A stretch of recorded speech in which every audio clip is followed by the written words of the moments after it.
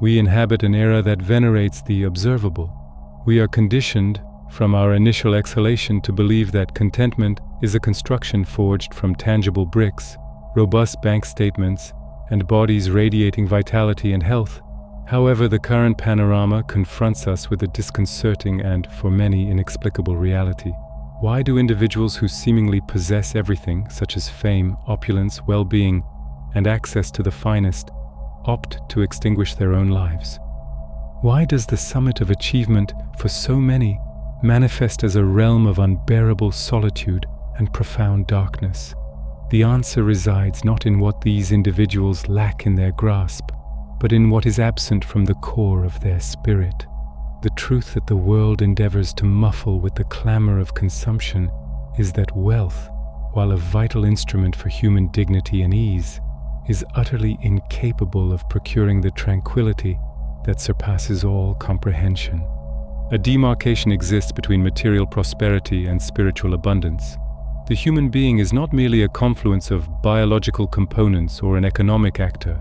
We are eternal essences inhabiting transient vessels. Consequently, when all carnal necessities are met, when health is flawless and financial security is absolute, the residual silence echoes deafeningly. It is the resonance of an abyss that cannot be filled by anything with a price tag, only by that which possesses everlasting worth. Each one of us emerges with a sort of God-shaped void. It is an existential chasm, a deep aperture at the heart of our being, architected by the Creator himself. This space is not a manufacturing defect or an evolutionary oversight. It is a divine inscription. It is the device God embedded within our souls to ensure we never feel entirely content apart from Him. When someone achieves the pinnacle of what society labels a perfect life and realizes the void persists, despair sharpens acutely. The individual surveys their surroundings, sees no further conquests on the material plane, and erroneously concludes that existence is meaningless. What they fail to grasp is that the thirst they experience is not for earthly water, but for the water of life.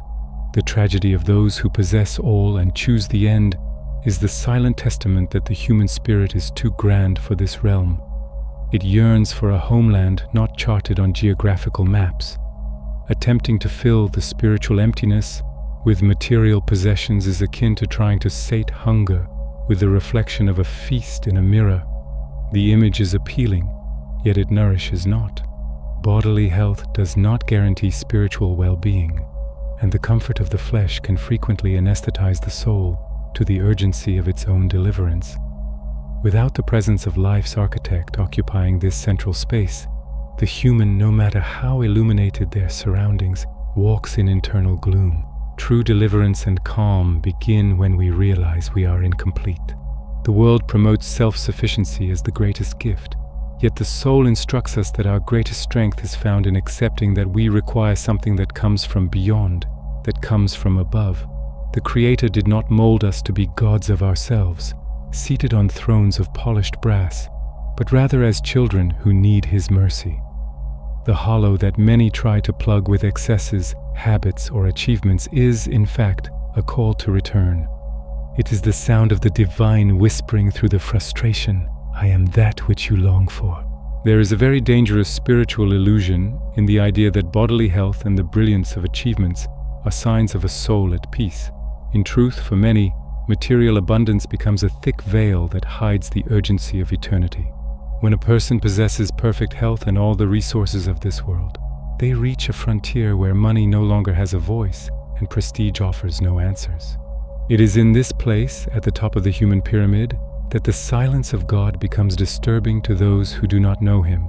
People take their own lives even when they have everything, because they discover in the most painful way possible that the soul does not feed on matter.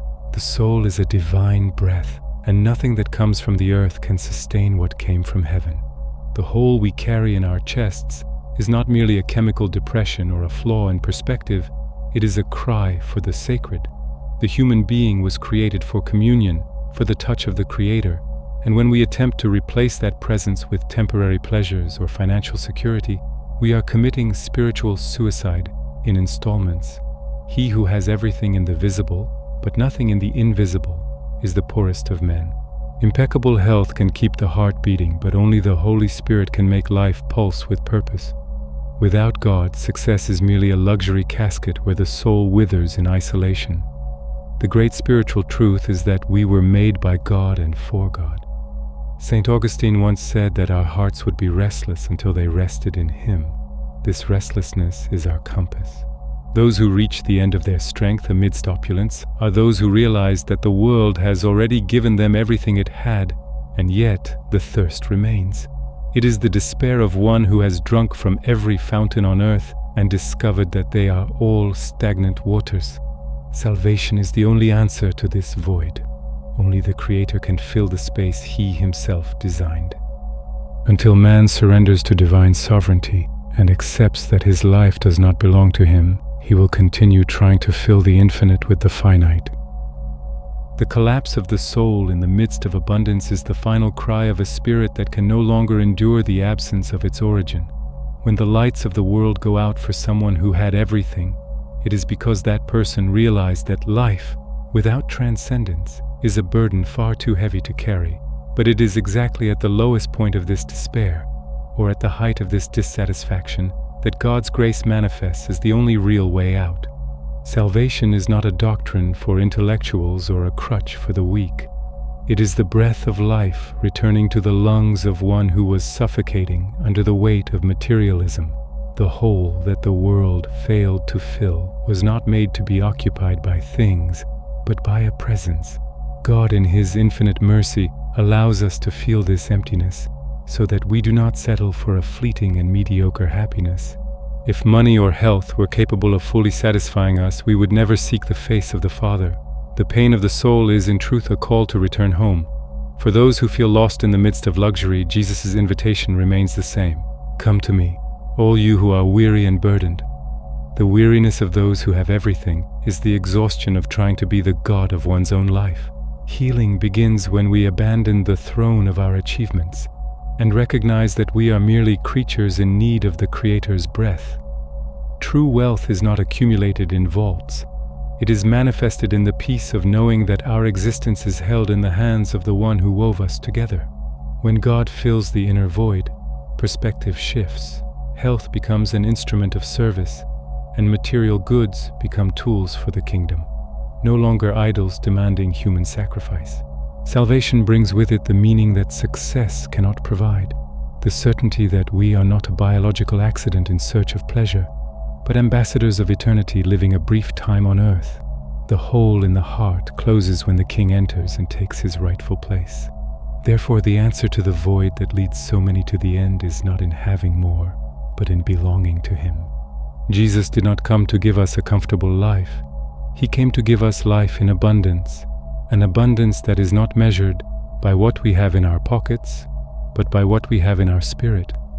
It is a joy that subsists even in scarcity, and a peace that remains even in chaos. If you feel that the world has already given you everything, and yet despair still knocks at your door, understand this: your void is the exact size of God. Do not try to fill with dust that which was made for the eternal. Surrender control. Let the Creator reorganize the inner chaos and transform your desert into a garden. Life only flourishes when it is connected to the true vine. Outside of Him, success is merely a golden wilderness.